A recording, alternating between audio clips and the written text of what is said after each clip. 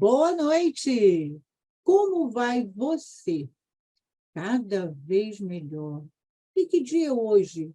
Hoje é o primeiro dia da minha nova vida. Esse é o cumprimento de todas as reuniões, de todos os encontros do amor exigente.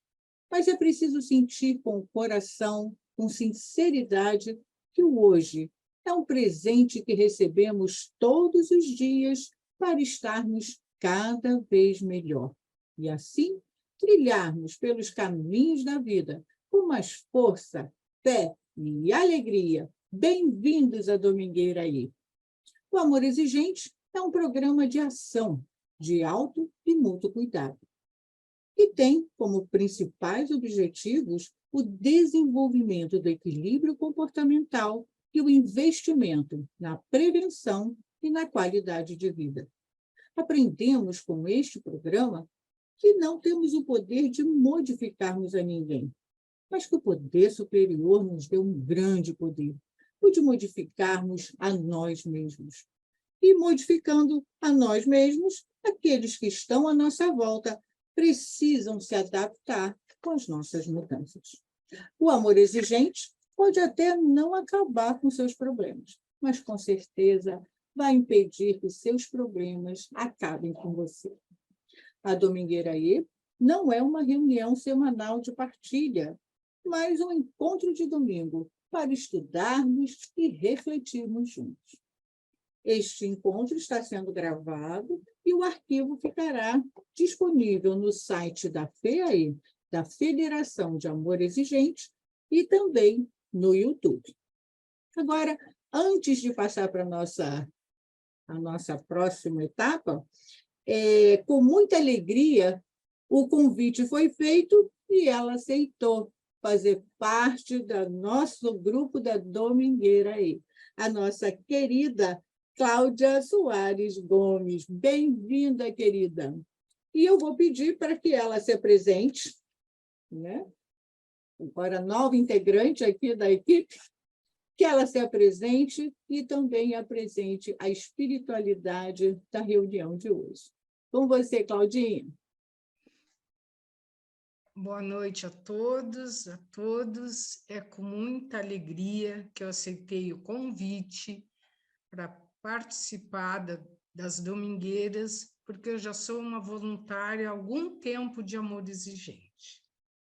Eu atualmente moro em 2 vizinhos, sudoeste do Paraná, aonde se encontra o meu desafio, que no caso é o meu filho, e eu estou atualmente morando aqui, embora seja gaúcha, seja de Pelotas, Rio Grande do Sul, mas estou aqui para ajudá-lo em seu tratamento, tá?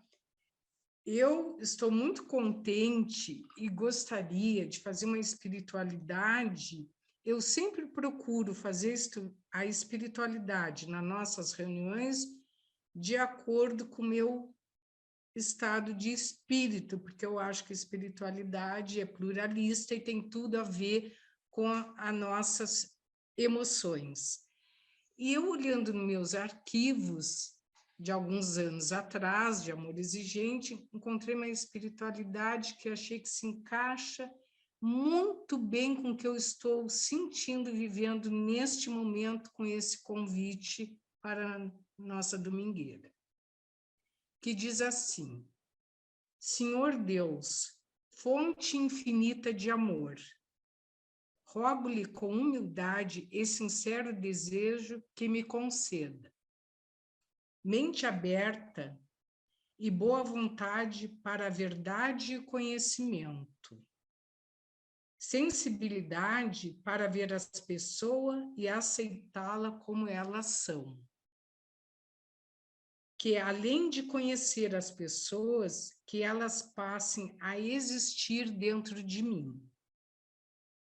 Quando eu me dedicar ao trabalho do amor exigente, que eu faça com toda a força e inteireza do meu espírito.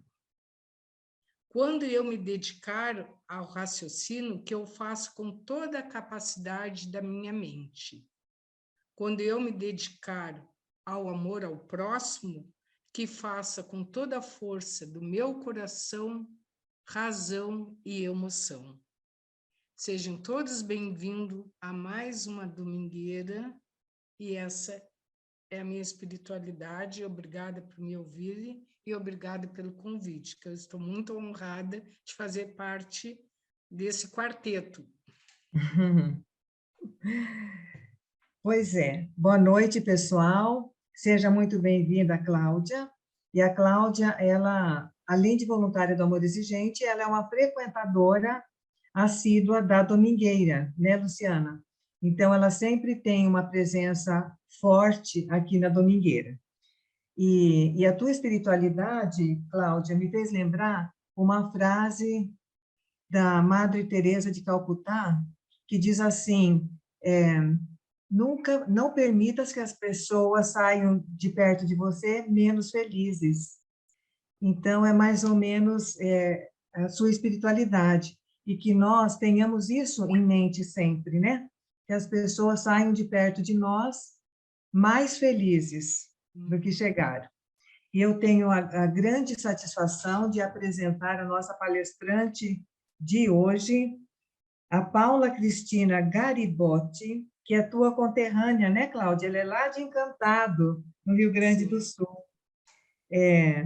A Paula Cristina, ela vai falar sobre emoção versus razão, como encontrar o equilíbrio no processo de recuperação dos transtornos por uso de substâncias. Paula, não podia ser um tema mais oportuno nessa noite, nesse estudo, neste grupo de Amor Exigente. A Paula é especialista e consultora em dependência química, é mestranda em neurociências e voluntária do Amor Exigente em Encantado, Rio Grande do Sul.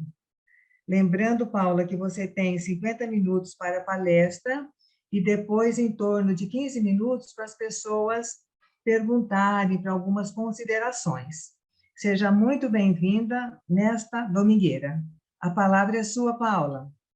Muito obrigada, Cacilda, uma boa noite a Luciana, a Rosa, que disse que ia acompanhar de onde ela pudesse, a todos os presentes, alegria, como diria o nosso amado Padre Haroldo. Estou profundamente emocionada e lisonjeada por ter recebido esse convite e poder conversar um pouquinho sobre esse tema, esse assunto que mexe muito com a gente, não é mesmo? Cheguei no Amor Exigente pela emoção, pela dor, pela tristeza. Permaneço pelo amor, que também é uma das emoções, porém, e que pauta muito a minha recuperação, mas não aquele mais amor mole, aquele amor frouxo, e sim esse amor que a gente aprendeu dentro do programa, e que ao programa por quem tenho uma gratidão infinita, por ter salvo a minha vida, a vida da minha família, das pessoas que convivem diretamente comigo, porque ao chegar no Amor Exigente, como a grande maioria dos pais de dependentes químicos, a minha família chegou fragilizada, muito triste, envergonhada pelo motivo que nos levou à sala de reunião. Porém, dentro da sala, na primeira, na segunda, na terceira vez, já eu ficava me perguntando como é que essas famílias conseguem se abraçar, sair sorrindo, demonstrar esperança, se elas estão passando pela mesma dificuldade que eu. Isso é tão triste, como conseguem? E isso foi me fazendo voltar e querer entender, e com o tempo deixar com que o programa fizesse parte da minha vida, e as mudanças foram acontecendo. Fechado esse parêntese, porque sou mãe de dependente químico em recuperação, porque estou no Amor Exigente há mais de uma década, há 13 anos precisamente, porque há uma década Sou voluntária do grupo Encantado com a Vida, aqui na cidade de Encantado, junto com as voluntárias Paola, Rosângela e Sandra, que também estão presentes aqui hoje, e que, muito além de poder ajudar, fazendo nosso trabalho de voluntárias, nós aprendemos e nos tornamos a cada dia e nos esforçamos para nos tornarmos pessoas melhores. Então, fechando esse parêntese, a doença da dependência química me trouxe uma oportunidade, aprender a transformar o limão em limonada. Como eu já trabalhava com educação há 24 anos, com a doença do meu filho, eu acabei me afastando da educação e querendo estudar muito para entender como funcionava a doença dele e tentar ajudar. E nunca imaginei trabalhar com isso. Porém, as coisas com o tempo foram se encaminhando e hoje eu trabalho com dependência química, eu coordeno uma instituição, uma clínica especializada, e por isso busco muito conhecimento, além do amor exigente, claro, que é a base para a minha mudança e também é o que me motiva a querer aprender sempre mais. Sei bem pouco. Estou começando a aprender um pouquinho sobre isso nesses anos todos. E gosto de compartilhar, porque penso sempre que o conhecimento não deve ficar engavetado e não deve ficar para a gente, senão ele perde o sentido. Então, também não sabia que eu podia usar slide, senão eu teria caprichado mais na apresentação, né? Mas vou apresentar com muito amor a reflexão que eu trouxe sobre isso. Emoção e razão. Gente, como fazer para lidar com isso, com essa dualidade tão grande, tão intensa na dependência química, fazendo com que tanto a emoção quanto a razão sejam contribuidoras da recuperação. Isso não é coisa fácil. Eu vou usar os slides, então vou inverter a tela para a gente ir acompanhando também, para que vocês possam ir acompanhando a minha reflexão e pensar sobre isso. Por quê? A vida exige que tanto a emoção quanto a razão estejam presentes o tempo todo. Porém, o nosso maior desafio é como equilibrar a razão e a emoção. Esse é o ponto-chave da recuperação. Como fazer, como agir, como se organizar para que a emoção não atrapalhe a razão. Eu sempre penso que esse assunto tem muito a ver também com o princípio desse mês, que é o comportamento, porque diretamente, tanto uma quanto a outra vão afetar no comportamento. Então, imaginem, quando a gente busca o amor exigente, geralmente nós chegamos na sala de reunião sofridas, tristes, envergonhadas, desesperançadas, na maioria das vezes. A emoção pesa muito mais na balança do que a razão. O que nos empurra a um grupo de apoio é a necessidade de tentar mostrar o caminho para aqueles que nós amamos e de encontrar uma nova vida. Mas como depois, dentro do programa ou no nosso dia a dia, fazer com que isso encontre um equilíbrio? Não é fácil. Porque todos sabemos que a doença da dependência química ou os transtornos por uso de substâncias é muito complicado de tratar e de conseguir ajudar a superar as dificuldades que a doença impõe. Porém, quando a gente pensa no chegar a uma sala de amor exigente, no buscar ajuda com um profissional especializado ou no grupo de apoio, como é o meu caso e da grande maioria de quem está aqui também, nós chegamos muito levados pela emoção. E a emoção é aquilo que nos faz agir sempre, sempre por impulso. É aquilo que nos empurra, pensando sempre no bem-estar, na alegria momentânea. A emoção não deixa que a gente pense, ela faz a gente agir. Ela é necessária, muito necessária. Porém, só isso não dá certo. A mesma emoção que nos levou a uma sala de amor exigente, também é a mesma que pode nos fazer chorar, sorrir. É um sentimento que aflora sem a racionalidade. Não conta nesse momento a racionalidade. Inclusive, olha que interessante isso, né? Tem muitos estudos científicos que apontam que a emoção tem origem orgânica, gente, orgânica. Tem uma parte orgânica nisso tudo. Seria, então, o estado mental provocado por mudanças que ocorrem no nosso organismo quando sentimos ou somos impulsionados por mudanças externas, devido à nossa necessidade de adaptação. E aí lembrei muito da notícia que todos recebemos ontem e anteontem, né?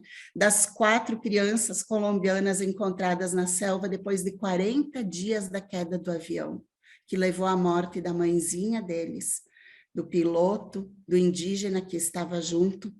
O que fez com que essas 4 crianças, de 14, 12, 6 e 1 aninho, se não me engano, lutassem pela vida. Porque as emoções, com certeza, estiveram ali presentes.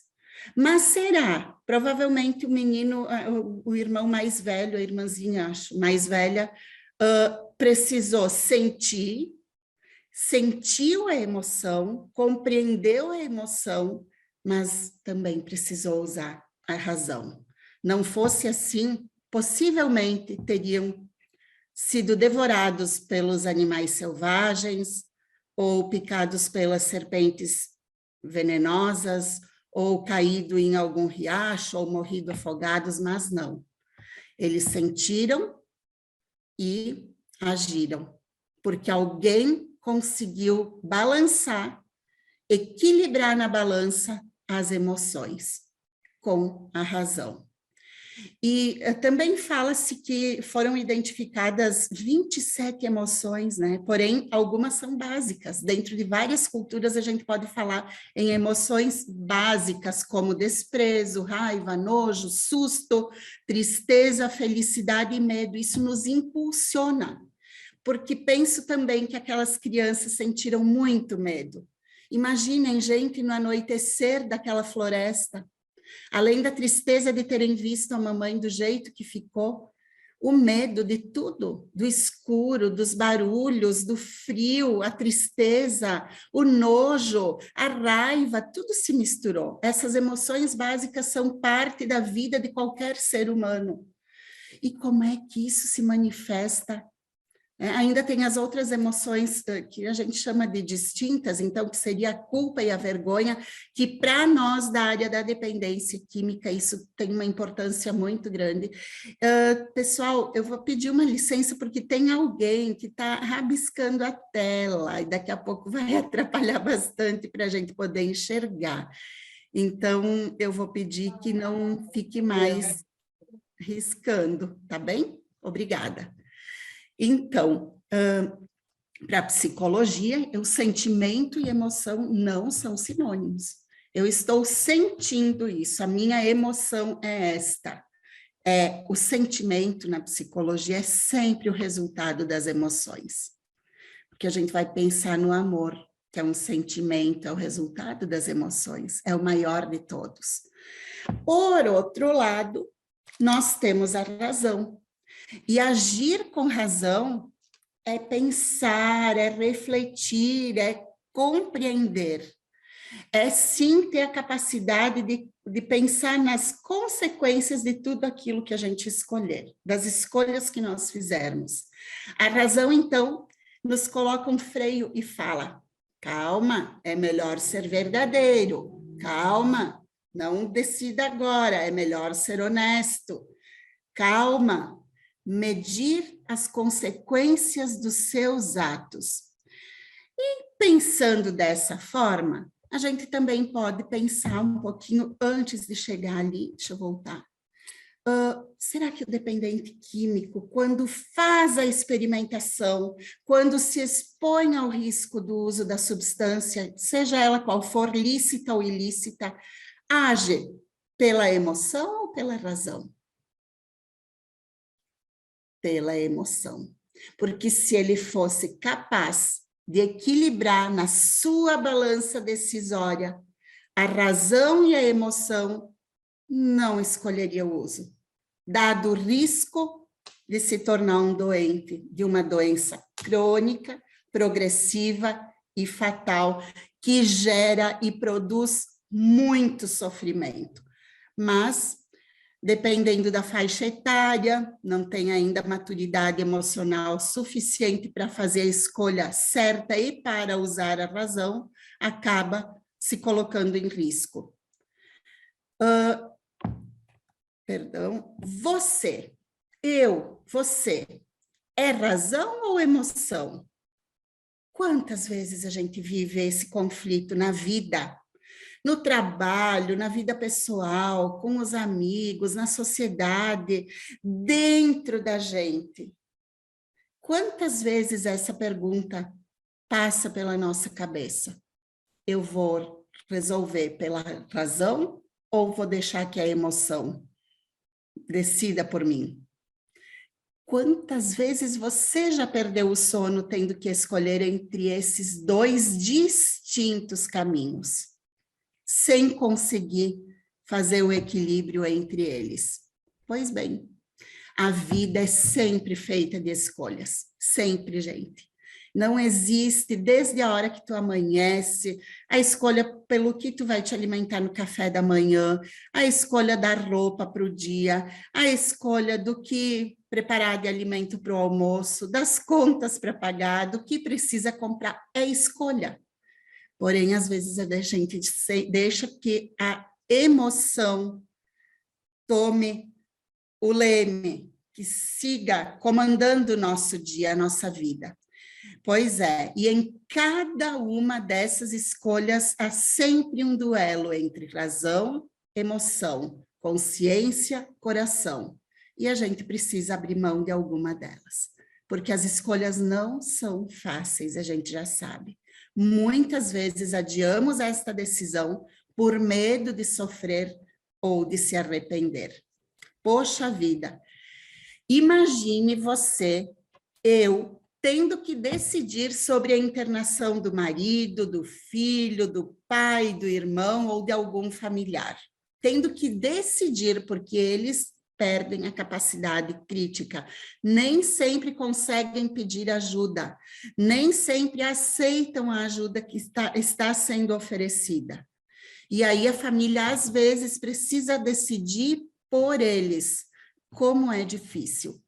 Quantas noites você já perdeu de sono pensando nisso e a emoção não permitiu uma pronta intervenção quando a razão dizia que você já deveria ter feito isso há muito tempo? Nossa, é verdade. Eu olho para trás na minha caminhada de recuperação e penso o quanto foi difícil tomar essa decisão, o quanto me levou a sofrer por muito tempo depois. Muitos sentimentos, muitas emoções se embolaram. E eu só fui começar a me recuperar quando comecei a dar nome, identificar, sentir o que cada uma das emoções me dizia, qual sentido fazia para mim. Por isso, emoção e razão são processos inseparáveis.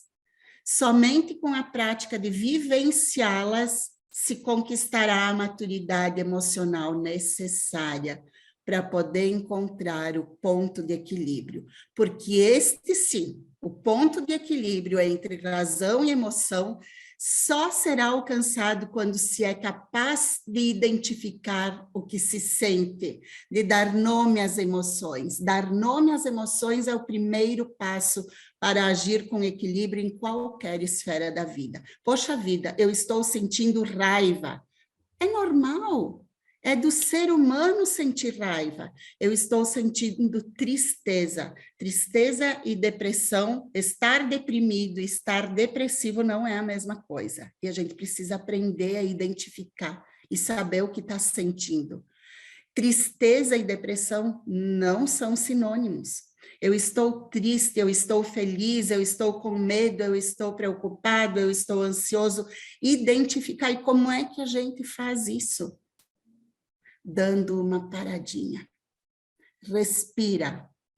Te recolhe para dentro de ti. olha para dentro de ti, tenta entender como o teu corpo está dando sinais do que está sentindo. E identificando esses sinais, dando nome às emoções, é que a gente vai ser capaz de amadurecer emocionalmente e criar as resistências internas, a famosa resiliência, para poder superar as dificuldades que vão aparecer dia após dia, tendo dependente químico na família ou não. Isso serve para qualquer um de nós. Nós precisamos aprender a olhar, a nos conhecer, a nos sentir e nos perceber, porque somos gente, e gente sente, e gente sofre, e gente chora, e gente se diverte, e gente sorri, e gente brinca, e gente erra, e erra de novo, e tenta acertar, mas também gente acerta.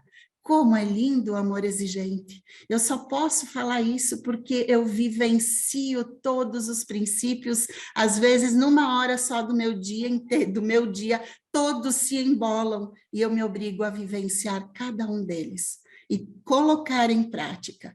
Então eu posso dizer isso com muita tranquilidade. Eu só posso criar resiliência se eu for capaz de me sentir gente. Eu não sou um super-herói, eu não sou uma super-heroína. Eu sou apenas gente que pensa, que age, que erra, que tenta acertar, às vezes erra de novo e busca ficar cada vez melhor um dia de cada vez. E eles estão... Muito bem. Então, nós falávamos sobre a emoção. E quando a gente fala sobre emoção numa família de dependente químico, é muito comum identificar atitudes pautadas pela emoção. Por exemplo, pagar as contas deles ou do alcoólico, resolver as pendências judiciais, pagar pensão alimentícia dos filhos do dependente ou até dos netos. A gente cansa de ouvir histórias assim. Não exigir que trabalhe e se autossustente, premiar quando realiza atividades rotineiras, atender todos os seus desejos, não identificar a independência financeira e emocional, porque tudo isso, né, essas atitudes pautadas pela emoção, resultam num comportamento adoecido. Comportar, palavra comportar, que vem do latim comportare, significa proceder, portar-se, admitir, suportar, conter em si. E nesse ponto de vista de comportamento adoecido, a gente também pode compreender que comportamento é a conduta que é executado com o corpo de forma perceptível. Então, gestos, palavras, movimentos, de forma imperceptível por meio dos pensamentos, sentimentos e emoções. E aí a gente para de novo, porque sentimentos e emoções, sob o ponto de vista psicológico, não são as mesmas coisas. Um gera o outro, mas são eles que norteiam as ações e, se organizados, geram ações organizadas. Quando estão atrapalhados, as ações da família são aquelas que a gente viu ali, por exemplo, pautadas só pela emoção de um comportamento disfuncional, de um comportamento atrapalhado.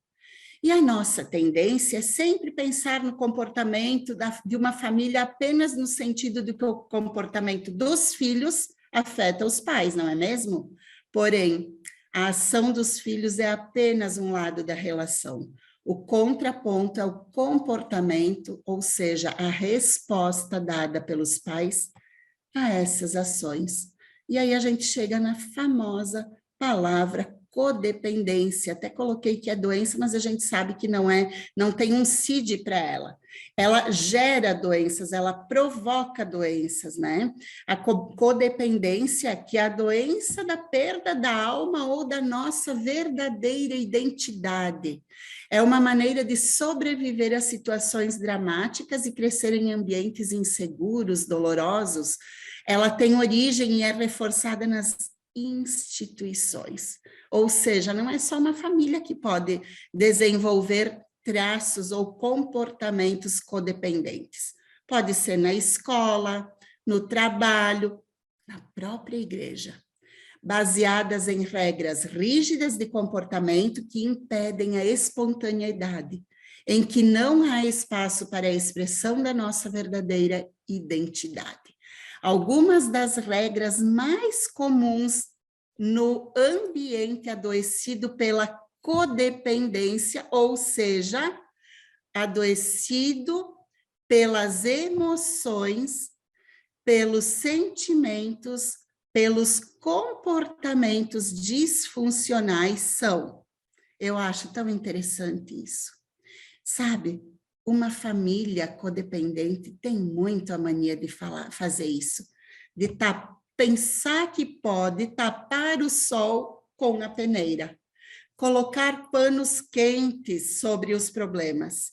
E isto pode ser interpretado como crítica ou ataque àqueles que estimamos ou dependemos. Então, sempre esconder, não fale do problema, esconda os conflitos. Eu vou resolver, mas não vou falar para o pai. Eu vou resolver, mas não vou falar para a esposa do meu filho ou do meu familiar. Não, gente, isso é comportamento adoecido. É comportamento motivado pela emoção. Parem, pensem, onde dá para fazer diferente? Também, olha, a família que está nesta disfuncionalidade, ela não faz esforços para resolver realmente os problemas, pois ao contrário do discurso, eles precisam perdurar para que algumas pessoas continuem controlando ou comandando. É muito comum aquela história do bode expiatório, né? De ver as famílias facilitadoras de recaídas, com comportamentos totalmente disfuncionais, baseados na emoção, sem razão, sem pensar na racionalidade nunca, facilitando a volta do comportamento adoecido. Por quê? Porque se retirar esse problema da família, do centro da família, a família se desestrutura, desmorona. Ela não consegue olhar para dentro de si, ela não consegue identificar os problemas, sempre pensando que o verdadeiro problema é o adicto da família, é o dependente, que é o familiar que fazia uso da substância. Mas a coisa não funciona assim, a gente sabe. A família tem um papel fundamental, tanto no adoecimento, quanto no processo de recuperação de quem se perdeu por conta das drogas. Também é comum que em famílias assim não se expresse sentimentos, não se aprenda a falar sobre o que sente. Por quê? Porque os sentimentos podem revelar os temas ou aqueles assuntos proibidos, os segredos de família. Muitas vezes tem questões de abuso, de traições, de atitudes erradas dos pais ou de algum membro da família escondido, velado. Então, é comum esse comportamento baseado em emoção, adoecendo toda a dinâmica familiar. Como é complicado. Nesse modelo de família também, é comum que sempre se comunique de forma indireta, não conseguindo olhar no olho, não conseguindo falar, olhando no olho e dizendo, meu filho, isso eu não concordo, está errado, não pode ser assim, como nós podemos fazer para fazer diferente?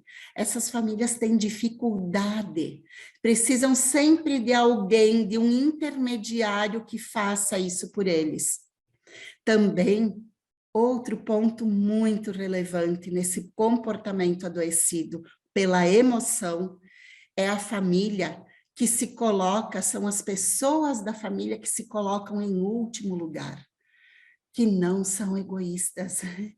É muito comum de ouvir, de acompanhar isso, porque elas querem sempre que o problema esteja em primeiro lugar, seja a prioridade, e não conseguem fazer um movimento ao contrário de buscar soluções. Elas visualizam sempre o problema, o problema, o problema. A vida dessas famílias é resultado de problemas. Por quê? Porque são baseadas na emoção e não no equilíbrio com a razão. Também, famílias assim são muito do tipo de faça o que eu digo, mas não o que eu faço. Porque aqueles que têm poder, sejam os adultos com as crianças, os pais com os pequenininhos, ou os líderes, os chefes, os líderes de algum grupo ou de uma empresa, ou os próprios, a hierarquia, para os adultos, muitas vezes não se sentem obrigados a fazer o que falam, mas exigem que as pessoas que deles dependem se iludam com os seus discursos. Muito comum, muito comum. A questão, por exemplo, de uma família em recuperação, que não, além do dependente químico, a família não tem algum problema com dependência de álcool. E continua mantendo o uso de álcool dentro do ambiente familiar, que seria o ambiente protegido, mesmo que o grupo aponte para que haja um movimento de mudança de comportamento, mudança de atitude, e ainda assim essas famílias resistem. Porque eles vão falar o que para o adicto? Não, você não pode fazer uso do álcool, você não pode fazer uso de nenhuma substância que altere o teu comportamento, mas eu posso porque eu não tenho esse problema. Eu nunca tive problema com álcool, eu não tenho problema com droga, por que que eu não posso? É esse o problema da família disfuncional. E é nessa família também bem interessante, né? O adoecimento é tão grande que eles não se permitem, famílias assim, não se permitem brincar, relaxar, contar uma história engraçada, rolar, correr, andar de bicicleta, fazer alguma coisa. Por quê? Porque relaxar é perigoso. Porque ao relaxar, a gente se dá conta da gente. Aquilo que eu disse no início da fala, que a gente precisa se devolver para si mesmo, para identificar onde está a disfuncionalidade. E por isso famílias assim não se permitem, porque às vezes numa brincadeira, num abraço, num sorriso, surge aquela ideia da mudança, do que fazer para fazer melhor. Nessas famílias não se permite errar. Como é triste, é vergonhoso para famílias assim. E passível de punição ou humilhação a pessoa que erra dentro desse círculo, dessa dinâmica. Mas, gente, errar é tão humano, porque nós somos apenas gente. E nas famílias tão adoecidas, errar precisa ser escondido ou encontrar um culpado. É tão comum ouvir das famílias que buscam tratamento: por favor, eu não quero que abra o meu vídeo na reunião, eu não posso me mostrar, eu sou muito importante, eu isso, eu aquilo, as pessoas vão identificar o problema na minha família, sabendo que o passo mais importante para começar a recuperação é aceitar a doença, é aceitar que a pessoa está doente e que precisa de um caminho para a recuperação. E não existe outro jeito de aceitar que não seja aceitando a realidade.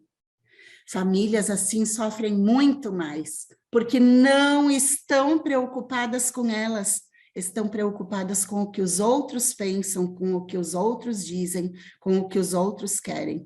E acabam deixando de lado a prioridade da recuperação por conta desses detalhes nada significativos para quem busca uma nova vida. Sacrifique-se. Famílias adoecidas assim, não se preocupe com as suas necessidades, nem com os sacrifícios que você terá que fazer para ajudar ou salvar os outros, ou encobrir as suas dificuldades. É muito comum também esse tipo de comportamento. E isto tudo É precisamente a lógica que nos dá uma pista de como identificar a codependência. Então, agora, pare um pouquinho. Olhe para dentro de si e se pergunte: estou vivendo plenamente? Tenho planos adiados porque alguém parece estar sempre precisando da minha constante dedicação? Eu deixo de fazer as coisas por mim, para mim, porque preciso sempre fazer para os outros? Esta ou estas pessoas que ajudamos mudaram na sequência da nossa ajuda? Sim ou não? Ou será que podemos dizer que está tudo absolutamente na mesma? Como vai a sua vida pessoal? Planos, projetos, entusiasmo, envolvimento? Tem feito coisas interessantes ultimamente? Quando foi que se sentiu a viver plenamente a sua vida a última vez? Porque as emoções resultam em sentimentos. Quando eu me senti vivo pela última vez? Ou eu só agi pela razão e sou como uma máquina, que acordo, trabalho, cumpro o que devo cumprir, durmo, começo de novo no outro dia? Se for assim, impossível viver. Ninguém foi criado para agir desse jeito. Nós temos que procurar o equilíbrio, porque a maior de todos os resultados de emoções chama-se amor. O maior resultado das emoções, faltou só ali, o maior resultado das emoções chama-se amor. Que tipo de amor eu aplico às minhas decisões? É um amor saudável ou um amor tóxico? Se for saudável, o desenvolvimento do seu eu, da sua identidade, deve ser a prioridade. Se for tóxico, é sempre obsessivo com o relacionamento. Se for saudável, é um amor que precisa de espaço para crescer, para expandir, desejo que o outro também cresça. Mas se for um amor tóxico, tem que ter segurança, viver no conforto da mesmice, na intensidade da necessidade do outro visto como prova de amor, enquanto que, na verdade, pode ser apenas medo, sentimentos, emoções, medo, insegurança e solidão.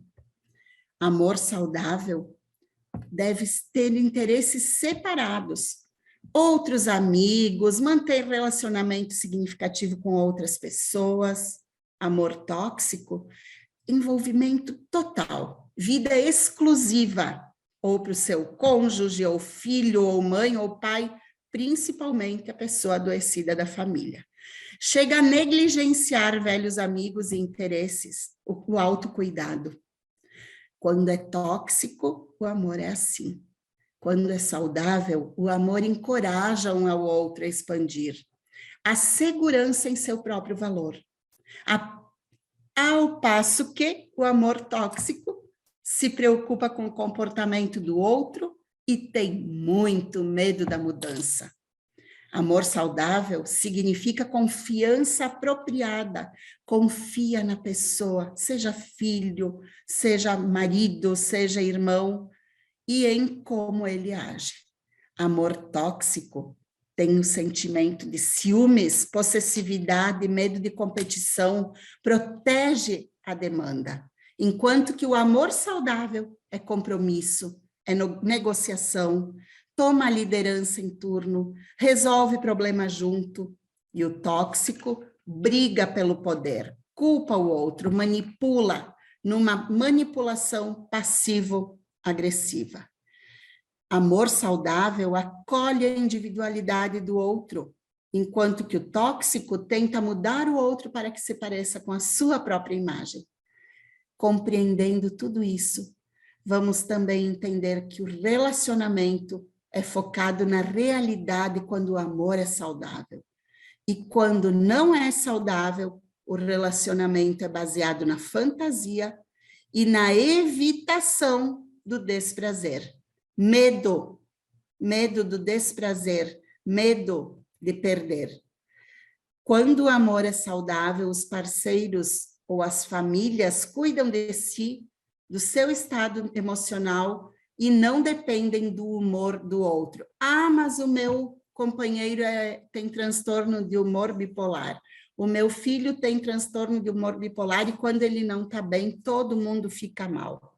Poxa, se a gente está se priorizando, se a gente está cuidando da gente, se a gente está se olhando de verdade, nós não podemos permitir que o comportamento adoecido ou inadequado do outro afete o nosso.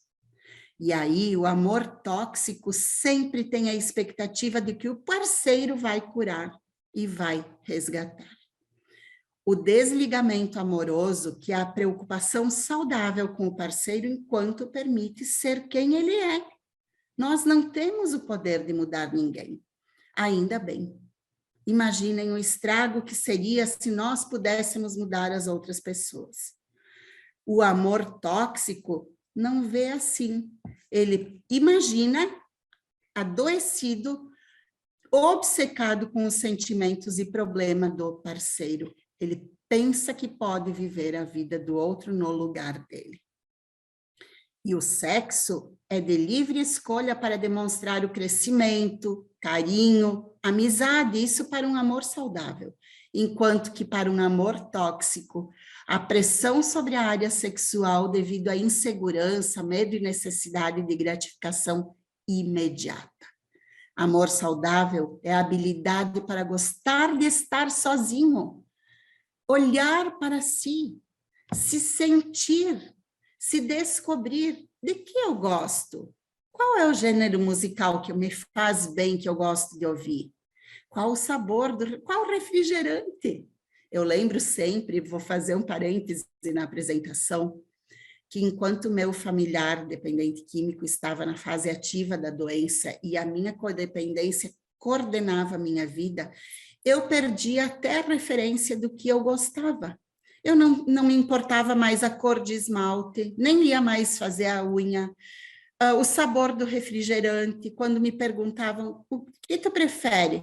Tanto faz, o que tem, o que for melhor para vocês, o que vocês gostarem, eu tomo também. E na recuperação eu me descobri gente de novo, com um lugar no mundo.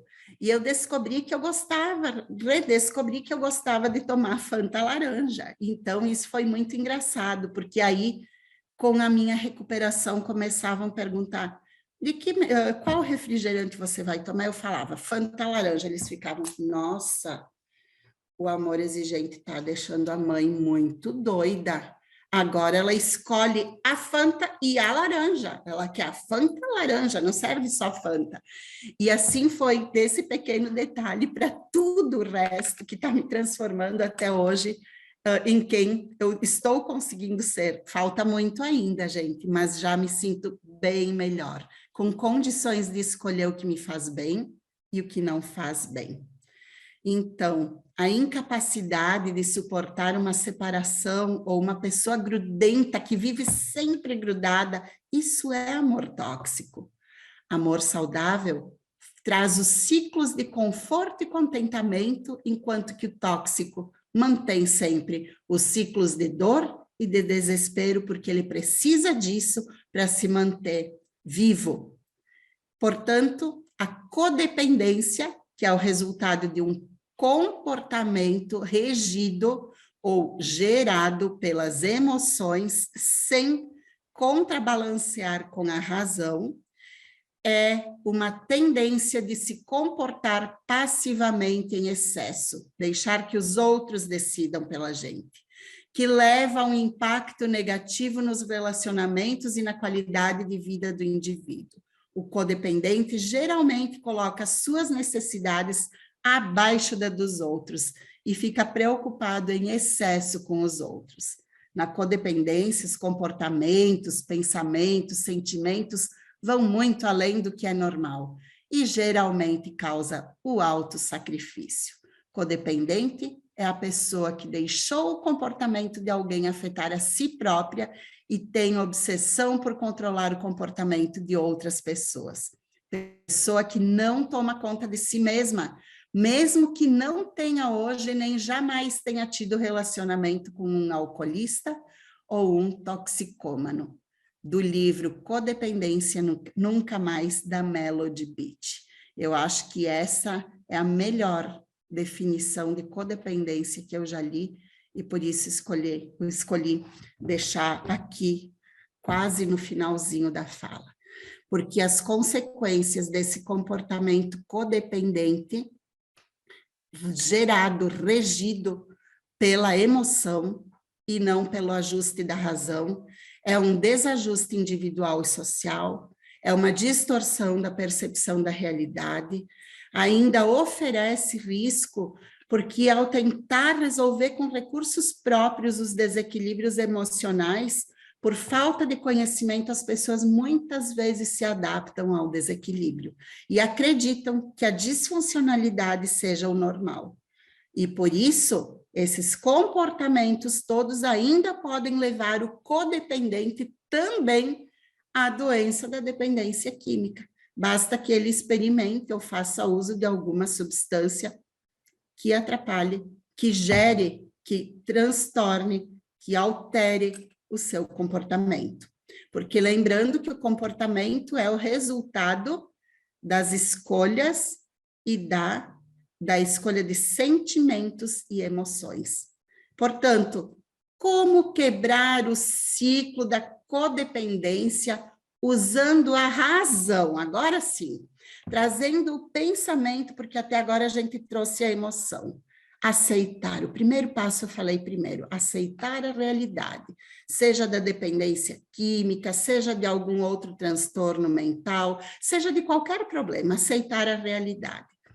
Cuidar de si, olhar para si e para sua família com amor, com positividade, mudar o estilo de vida, aprendendo primeiramente a sentir, identificar e exprimir os próprios sentimentos e emoções. Falar, nomear, dar nome àquilo que a gente sente. Eu estou brabo, eu estou nervoso, eu estou triste, eu estou com medo. E aí, a partir disso, identificar quais os caminhos a tomar, a seguir. Valorizar o que deseja e necessita. Fazer novas e melhores escolhas, melhorar a própria vida, cuidar melhor da própria família. Assumir a história da sua vida como algo humano e normal. E quando a gente assume a história da vida da gente, compreende que nós somos apenas gente, nós sabemos das nossas limitações e não temos que ser melhores ou piores do que os outros. Somos nós, do jeito que a gente se fez, pelas questões hereditárias, pelo ambiente, pelas nossas escolhas, por tantos aspectos. E não se punir, nem com bobagem, nem pelas insanidades dos outros, não dar ao outro o poder de decidir a sua vida, a sua alegria, o seu humor. Eu devo ficar triste porque todos estão tristes? Não, dentro de mim eu não estou sentindo isso. E isso não me deve trazer sentimento de culpa. Não se permitir que os outros nos usem, não ser usado, nem magoado, dar limite. Eu tenho um netinho pequenininho de 1 ano e meio, é tão lindo de ver ele falando chega, porque a gente fala, eu vou morder a tua barriguinha, eu vou fazer cócega, e quando ele está rindo muito, e sabe, criança pequena, a gente tem essa vontade mesmo de fazer muita cócega, ele fala, chega. Ele está aprendendo a estabelecer limites, que coisa linda, eu fico parada e penso, isso mesmo, Lucas, isso mesmo. Estabeleça o limite, não permita. Não viver só reagindo, ser proativo. Comece, porque também a gente precisa lembrar que quem gera a crise vai administrar. Então, seja proativo. Relaxe, porque quando relaxar, você vai se descobrir. Avalie as suas situações livres de emoções. Quando tiver nervoso, brabo, irritado, não resolva nada. Respira fundo, espera. Ninguém é obrigado a responder na hora o que perguntam, principalmente quando a gente está com a balança toda pendida para a emoção, porque vai da bobagem. com a emoção lá em cima, sem razão, vai dar bobagem. Deixar de ser vítima, amar a si mesmo para amar verdadeiramente os outros, não suportar a vida apenas, mas começar a comandar e a vencê-la. Por isso, não se apoie, nem acredite em mentiras. Não permita comportamento irresponsável ou criminoso, seja de quem for. Não salve os irresponsáveis. Não deixe ninguém estragar o seu dia, a sua noite, a sua vida. Não permita álcool ou outras drogas dentro da sua casa. Desenvolva a sua espiritualidade. Não fique só. Procure ajuda, procure um grupo de amor exigente. Comece já, agora, hoje. Não espere, olhe no seu espelho o seu olhar. Provavelmente cansado e escolha primeiramente cuidar de si. Isso não é ser egoísta. Desta forma, você estará ajudando o seu familiar, porque para ajudar alguém eu preciso estar bem. Escolha primeiro a razão. Primeiro a razão. Não haja só pela razão, porque se você agir só pela razão, o estrago será tão grande quanto o estrago pela emoção. Por isso, o nosso lema maior, que para mim tem um significado, faz muito sentido esse lema, que é do padre Henri Caffarel. Eu te amo, mas não aceito o que fazes de errado. Teu amor sem exigência me humilha. Tua exigência sem amor me revolta, mas o teu amor exigente me engrandece. Porque o segredo da vida consiste em recusar qualquer emoção que não seja conveniente. Olhem que lindo, a dualidade de emoção e razão presente aqui. Eu preciso recusar tudo aquilo, todas as emoções que não me sejam convenientes. E então, sim, conveniência, razão. Porque ninguém é capaz de mudar o outro, nem mesmo por amor, nem pela dor. A mudança se dá por autoconhecimento de dentro para fora. Muito, muito obrigado pela atenção, gente. Finalizo a minha apresentação agradecendo de coração pela atenção de vocês. Ô, Paula, tem tantos comentários no chat que seria interessante, Luciana, de a pessoa poder ler o chat, sabe? Porque tem assim, parabéns, palestra maravilhosa. E tem agora, por último, a Sueli falou assim: quero ouvir todos os dias a gravação dessa palestra. Meu Deus! Ainda bem que linda, fica gravada, né, Paula? Ainda bem, sabe? Porque, de fato, você tem uma calma e uma clareza para falar que corrobora o teu conhecimento do assunto, sabe? Então, você fala com calma, com tranquilidade, com segurança e traz tudo que nós precisamos ouvir, de puxar a orelha a elogios, sabe? E quando você fala nas emoções, você falou bastante nas emoções, não sei se você conhece esse joguinho aqui, o Grok. Sim. Eu uso muito, Paula, uso muito o Grok. Que eu estudo a comunicação não violenta, e aqui tem o fato, quer dizer, o fato existe. Aí, aqui no jogo, eu escolho, eu vejo qual é o meu sentimento em relação a esse fato, né? E daí procuro ali no jogo que necessidades eu tenho. Então, enquanto você estava falando, eu estava lembrando de que legal que é esse jogo, porque faz a gente cair na real, né? Por que eu estou sentindo isso? E é assim, uma gama de sentimentos, né, Paula? É uma gama. E, então, eu gostaria de frisar também, dar um nome às emoções é o primeiro passo para agir com equilíbrio. E muitas vezes a gente não dá um nome. O que eu estou sentindo? É raiva, é insegurança, é frustração. A gente não dá um nome, sente e já vai agindo. E você trouxe essa questão desse equilíbrio muito, muito bem clara essa explicação, sabe? E olha aqui, cada vez, Paula Cristina, parabéns por essa palestra aparecendo no chat, sabe? Que E eu amor. penso, a Lívia, ela fez um comentário que talvez demandasse uma observação sua. A família, muitas vezes, quer manter o anonimato do adicto, e por isso entra numa coisa de comportamento tóxico. Uma outra pessoa também comentou sobre o poder econômico da pessoa que é adicta e não quererem colocar em público isso, sabe? Então, talvez você pudesse comentar alguma coisa nesse sentido. Sim. Cacilda, eu penso que posso usar... a gente fala sempre no amor exigente, nos retornos, né? Embora isso não seja um retorno que se dá retorno pela literatura do programa ou pela experiência pessoal.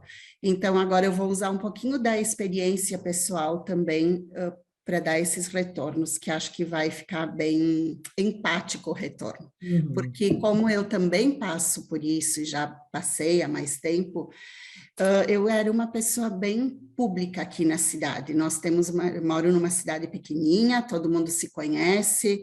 Eu era coordenadora paroquial de catequese, coordenadora pedagógica da maior escola daqui. O meu marido, desculpe, é um empresário muito conhecido daqui, há muitos anos com uma empresa grande.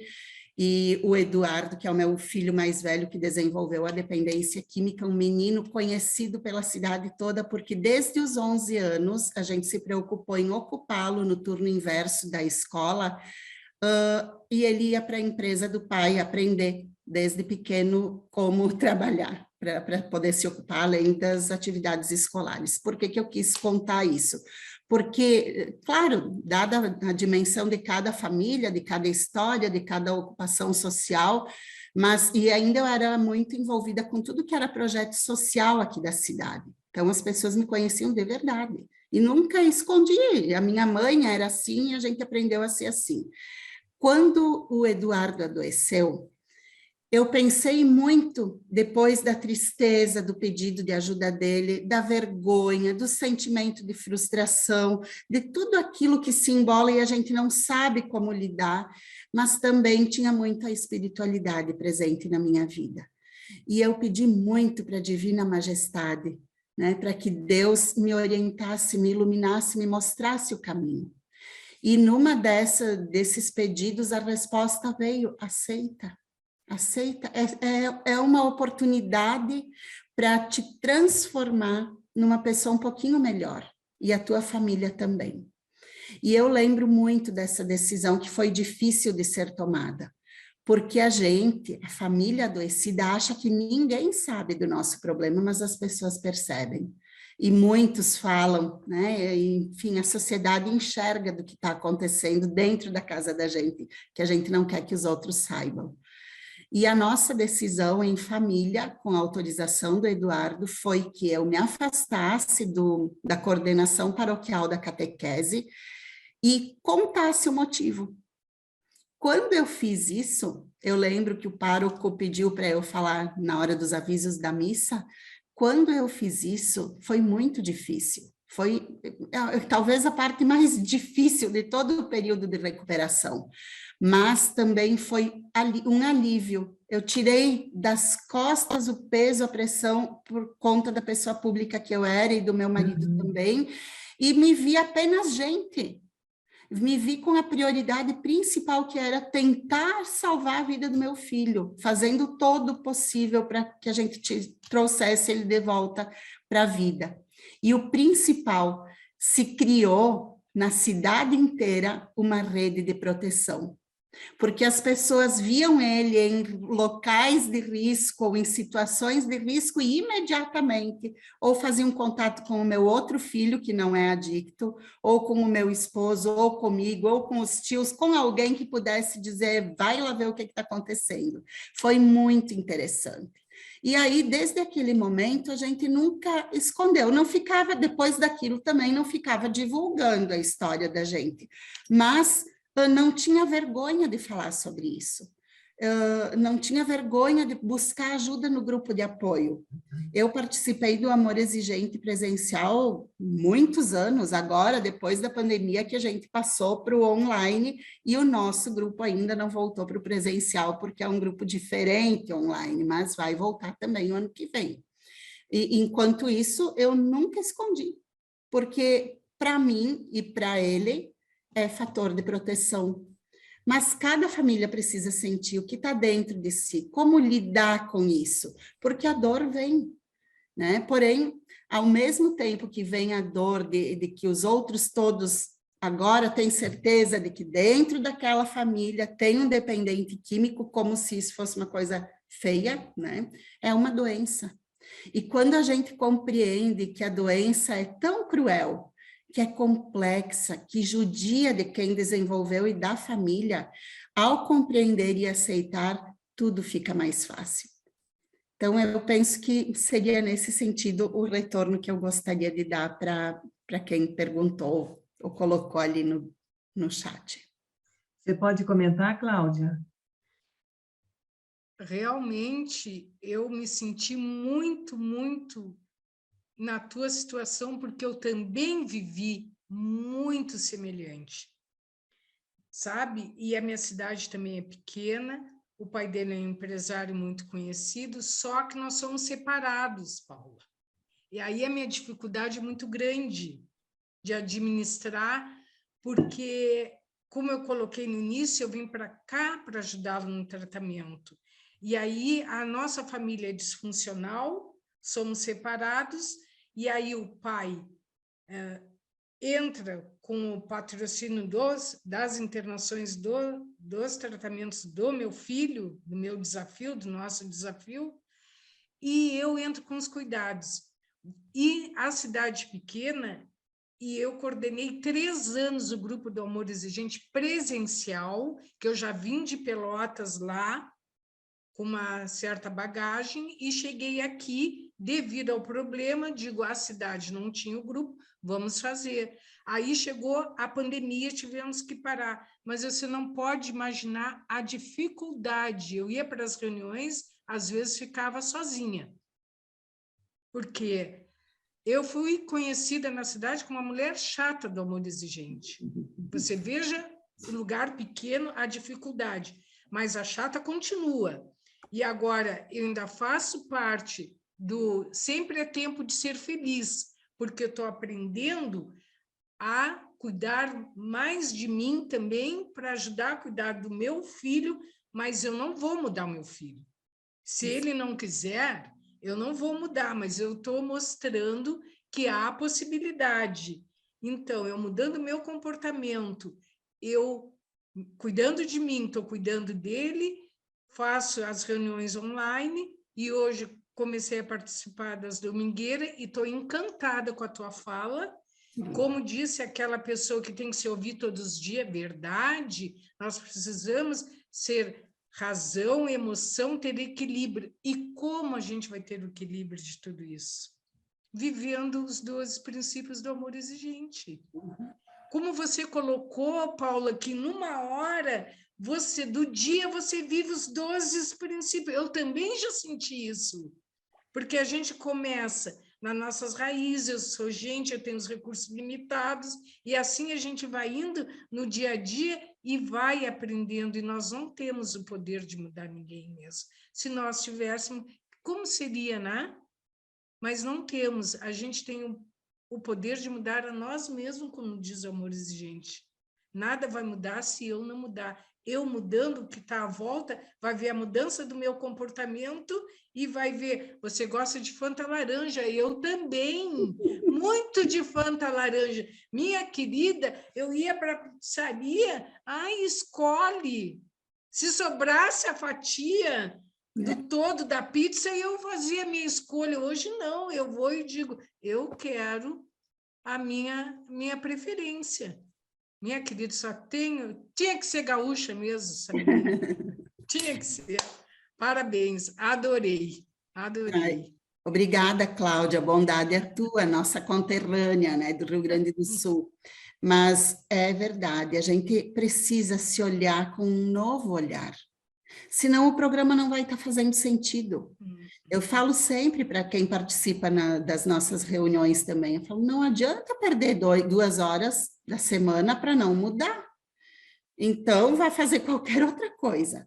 Entra dentro da reunião com a mente aberta, se permitindo se ver apenas como gente, como uma pessoa qualquer, porque além da nossa formação, além dos nossos bens, além de tudo, a gente é só gente.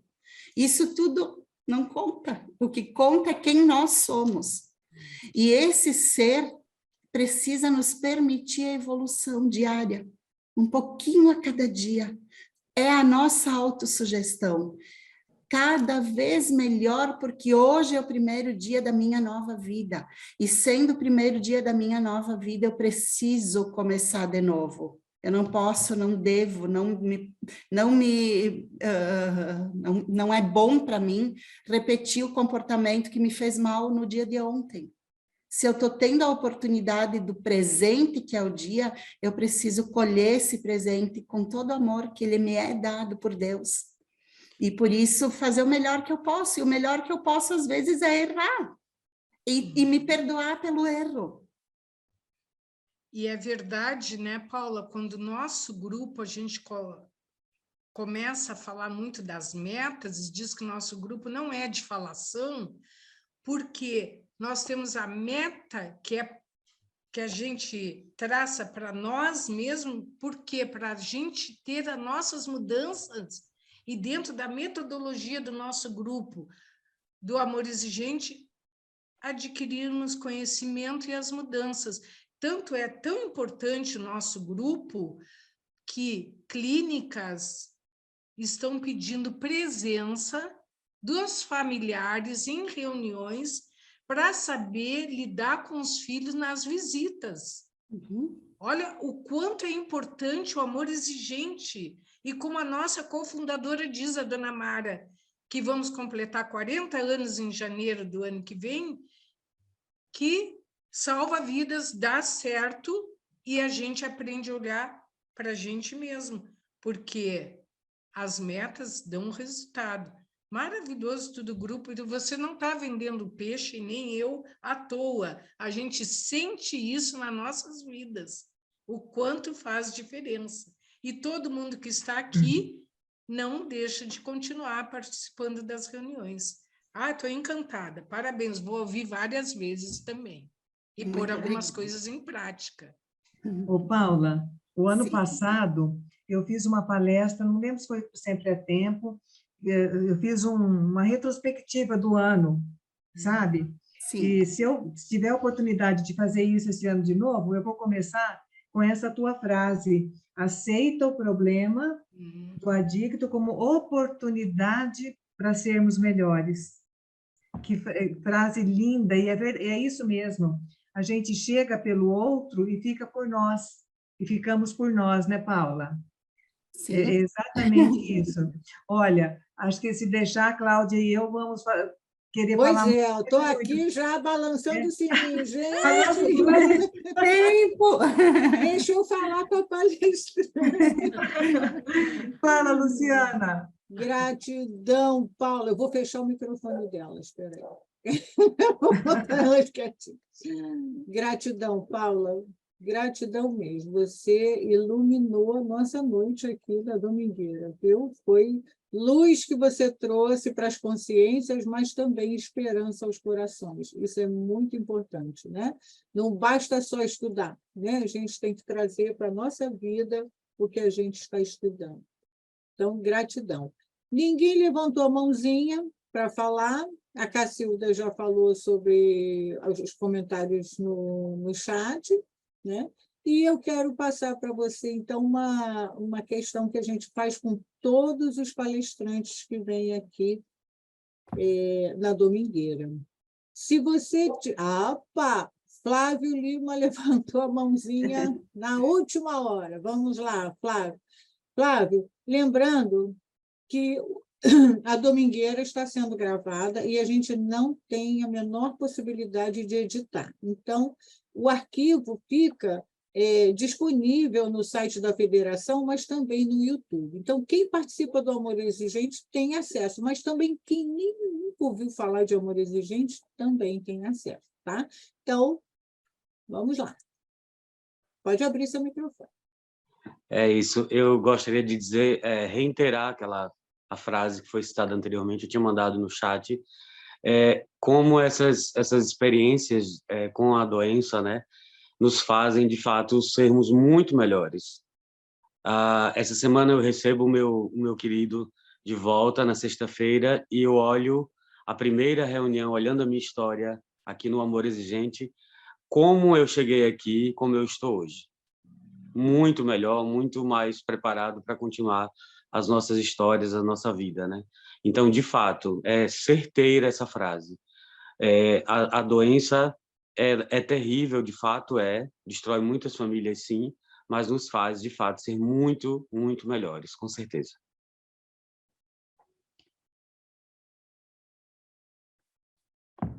Sim, Luciana, Cláudia. Eu penso sempre que essa dificuldade é uma oportunidade de mudança. Quem não muda, dança. Então, ou nós mudamos para melhor, ou fica muito complicado. Isso aí. Fala, Claudinha. Luciana, por favor, o seu Tesoli me ligou agora que ele não está conseguindo levantar a mãozinha, mas ele gostaria de falar. Opa, deixa eu achar ele aqui de novo. Achei. Seu Tesoli, pode abrir o microfone. Bem-vindo. Noite, eu não estava conseguindo abrir o microfone. Porque está tudo trancadinho aqui hoje. Aquela pecinha que está aqui na frente. Aham. Mas, boa noite, Paula. Excelente palestra. Eu não quero mais tomar seu tempo. Eu queria que você desse uma pincelada no seguinte item. Eu atendo as mães, os familiares, e as mães falam muito sobre a comorbidade dos dependentes. Não, mas meu filho ele é hiperativo, ele tem a doença de borderline, ele tem tal coisa, e que eu falo, ele usa porque ele tem a doença ou ele tem a doença porque usa? Depende, como é teu nome mesmo? Tesoli. Tesoli. Tesoli. Depende. A gente, eu vou falar enquanto profissional, tá? Não só como voluntária, mas como profissional também da área da dependência química. Eu sou bióloga também. Então, eu sempre gostei muito dessa questão de como funcionam as coisas dentro da gente. É vida. Né? Então, imagina que não existe nenhuma comprovação científica do que veio primeiro. Se é a comorbidade ou se é a doença da dependência química. Às vezes, o que acontece? A comorbidade está ali, inativa. Com o uso da substância, potencializa o que estava lá quase hibernando, dá para pensar assim, né? O bichinho estava lá adormecido e ganhou uma força muito grande com o uso da substância que altera o comportamento, porque vai atuar exatamente lá no sistema nervoso central, que é onde regula tudo o que o cérebro pode e deve fazer. Então, não posso te dizer. O que veio antes, ninguém sabe. Se potencializou, potencializa com certeza. Mas eu devo te dizer que ambas precisam de tratamento. Que se não tratar junto, as duas coisas, uma vai atrapalhar e vai prejudicar a recuperação da outra. Não estou te ouvindo.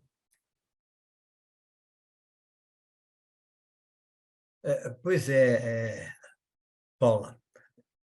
Eu não sei se as mães, os familiares, usam isso como muleta, porque você começa a tratar do assunto e eles vão direto nisso daí. Então, eu falo o seguinte, se ele tem essa doença, quem tem que tratar é o médico. Uhum. E a outra doença da da dependência é outro profissional, mas as duas têm que ser tratadas. Uma não pode ser esconderijo de outra, ser muleta da outra, entende? É isso que a gente tem que eu bato muito. Não, mas ele é assim porque ele tem a doença. Então, é o tal negócio. Ele tem que administrar. E a família também tem que ajudar a administrar. Não é porque eu sou tenho diabetes que eu tenho que administrar minha diabetes. Não tem conversa. Não é minha mãe, nem meu pai, nem meu tio. Quem tem que administrar sou eu.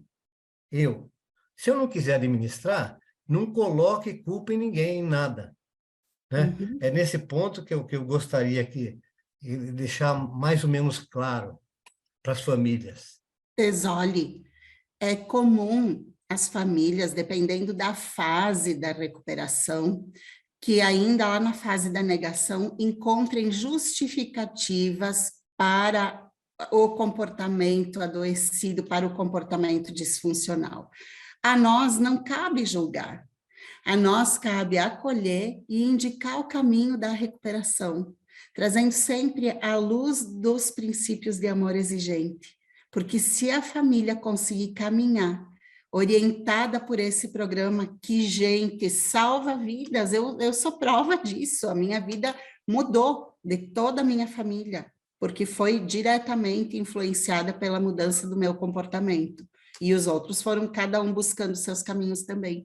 Então, a nós não cabe nunca julgar, a gente sempre precisa acolher, imaginar o quanto de sofrimento tem em cada palavra que possa estar justificando, e eu, sinceramente, vou discordar nesse ponto de ti, porque eu não vejo como uma muleta, eu vejo como fase da doença ali, da família também, que ainda não caiu em si para o processo de recuperação, porque o processo de recuperação causa muita dor, muito mais na família do que no próprio dependente químico. É muito complicado abordar isso. A minha especialização é em aconselhamento familiar e eu fico mais tranquila até em poder pontuar, né? Porque também no meu dia a dia no trabalho é isso que eu percebo. A nossa equipe, no lugar onde eu trabalho, a equipe técnica pontua diretamente sempre que a maior dificuldade são as famílias. Os pacientes, nós temos domínio total sobre que tipo de manejo, que orientação, que técnica abordar para trazer eles de volta para a razão, além de passar pelo processo de desintoxicação ou tratamento. Mas as famílias, como não estão internadas junto, que tem um contato menor com a equipe técnica que dá suporte, acaba que elas não conseguem atingir o mesmo grau de desenvolvimento na recuperação que os seus entes queridos internados em ambiente terapêutico por 24 horas. Então, essa é a grande dificuldade. E por isso, falar no assunto de codependência dentro de emoção e razão, encontrar o equilíbrio, é muito ligado ao princípio desse mês, que é o comportamento. Porque a codependência é o resultado de um comportamento adoecido, disfuncional, do não aceite da doença. Então, é muito difícil, a gente sabe, gera muito desconforto, gera tudo que é sentimento, mas precisa se dar por si, se dar a oportunidade de aceitar, de entender e caminhar, buscando uma nova vida, agindo diferente. Obrigada, querido, pela pergunta, e não sei se consegui te responder. Ok. A Rosângela, então, a última pergunta de hoje, tá? Rosângela, pode abrir seu microfone, lembrando que a domingueira é uma reunião que fica gravada, tá? A gente não tem como editar, então, cuidado em trazer nomes, né? E questões íntimas da família. Pode abrir seu microfone. Abriu? Então tá bom. Então, a nossa grande dificuldade hoje, nós temos um familiar, né, que há 4 anos, eu não sei quanto tempo que tem, mas eu vou procurar ser bem rápida. nós, até aos 17 anos de idade, este familiar ele era extremamente inteligentíssimo, né? Passou num dos primeiros lugares, numa das melhores faculdades do país, da América Latina, em todas as engenharias, etc. e tal.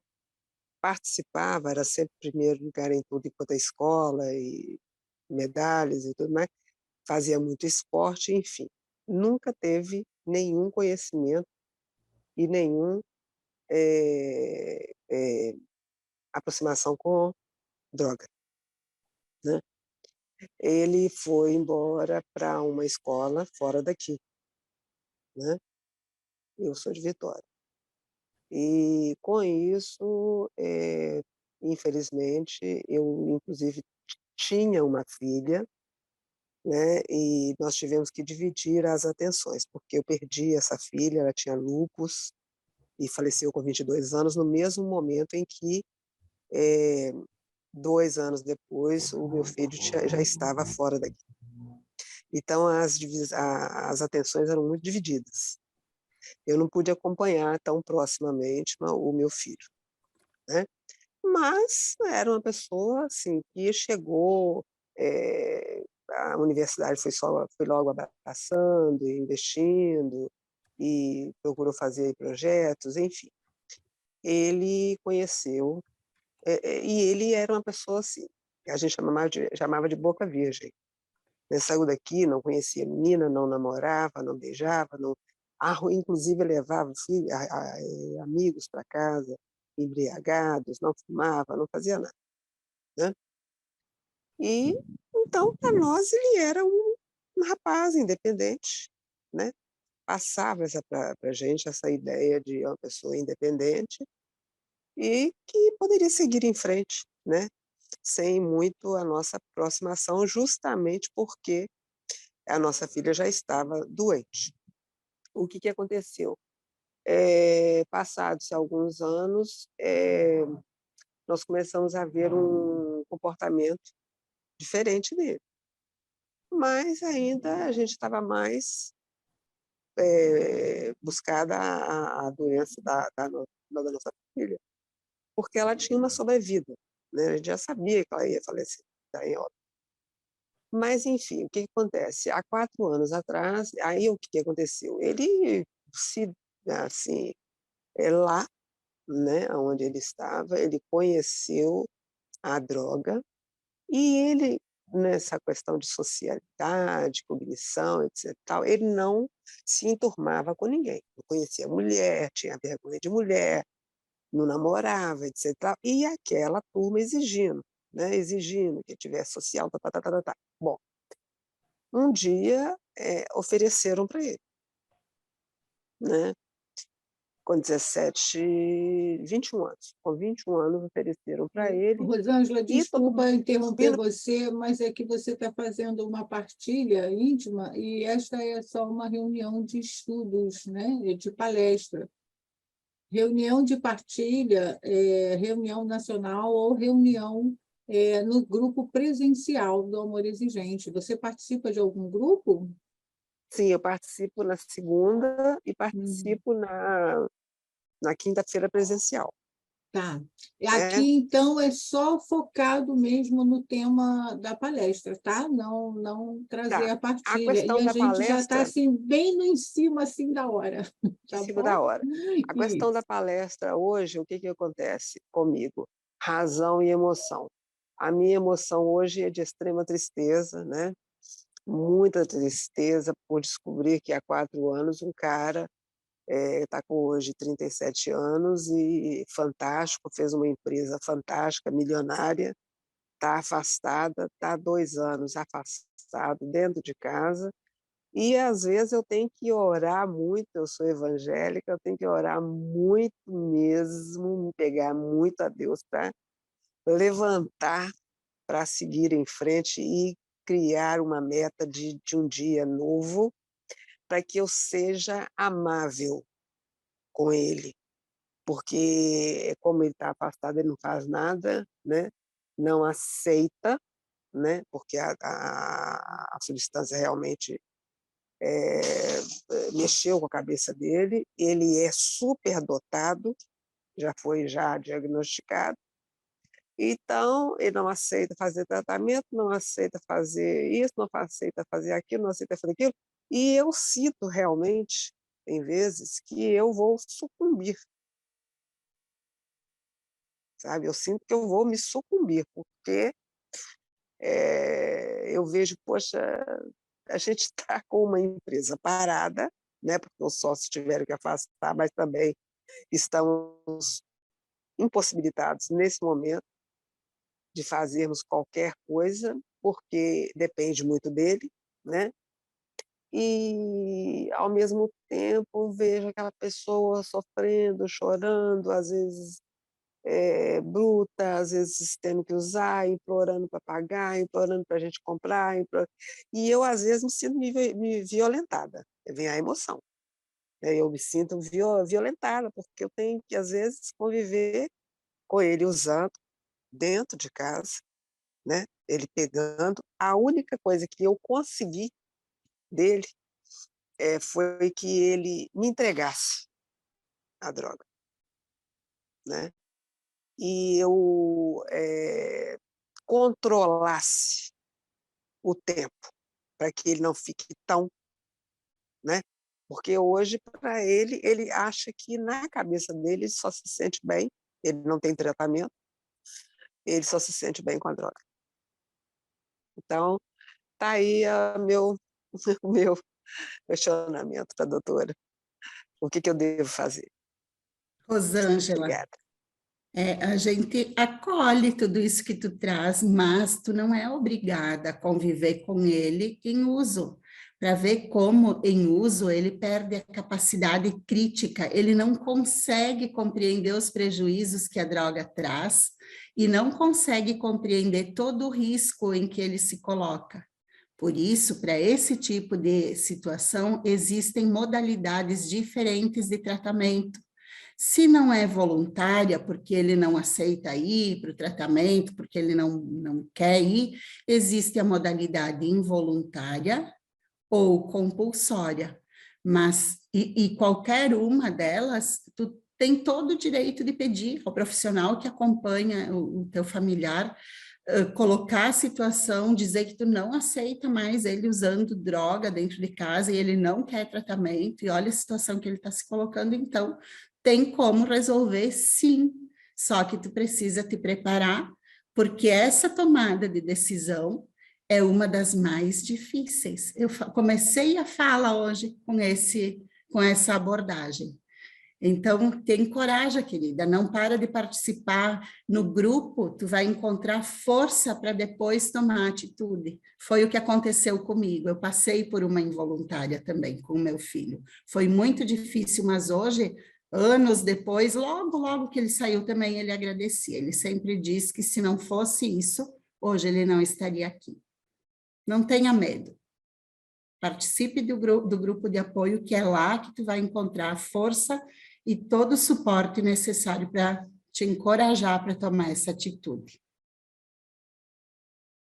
Gratidão, Paula. Vamos agora de onde paramos. Se você, Paula, hoje fosse contar para alguém, em 1 minuto, como foi a domingueira de hoje, o que você falaria? Desafiadora.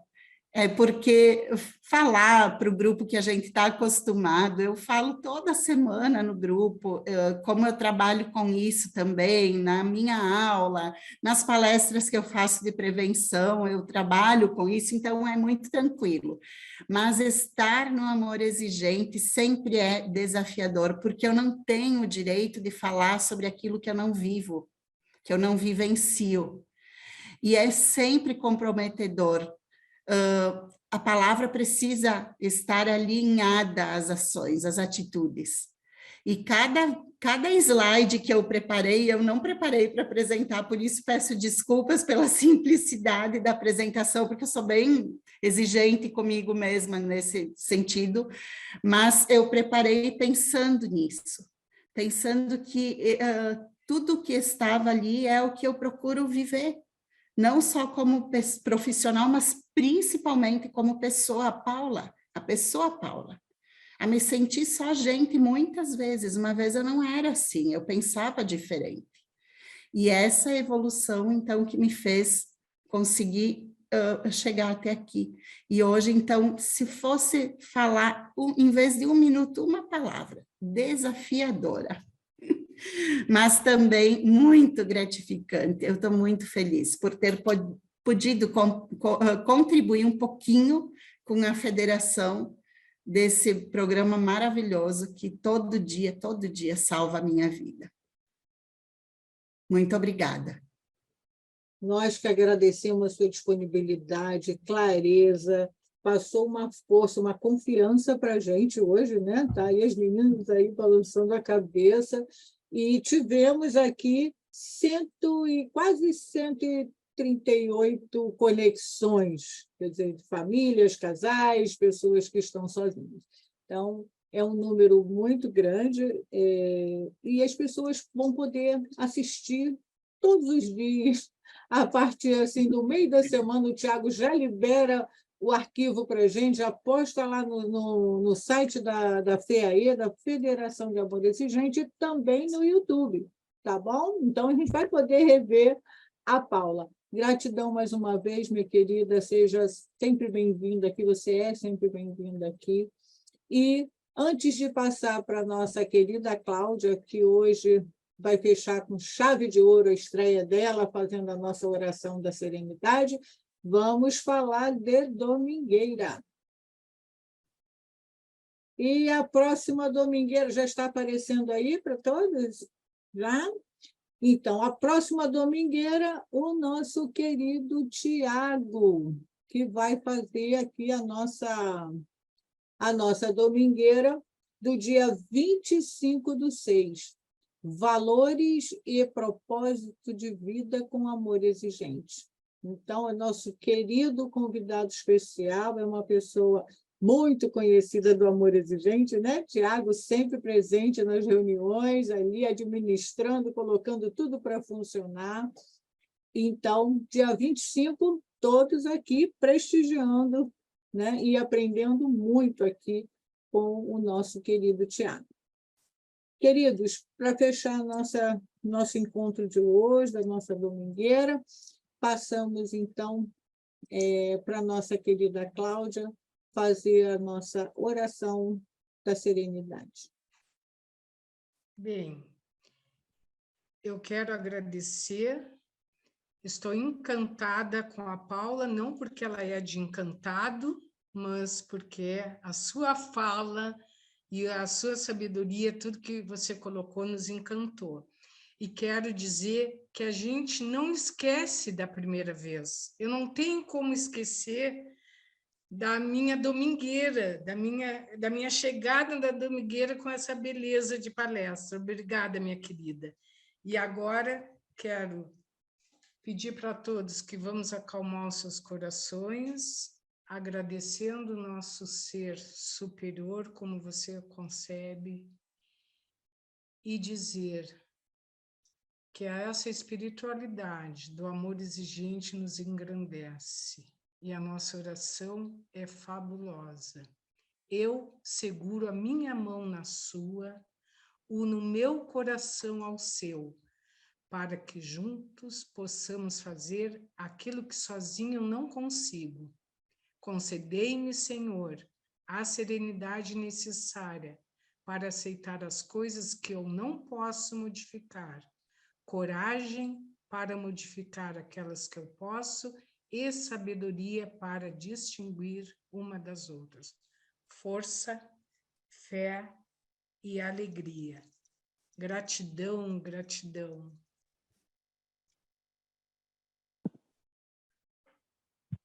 Muito bem, podem abrir os microfones.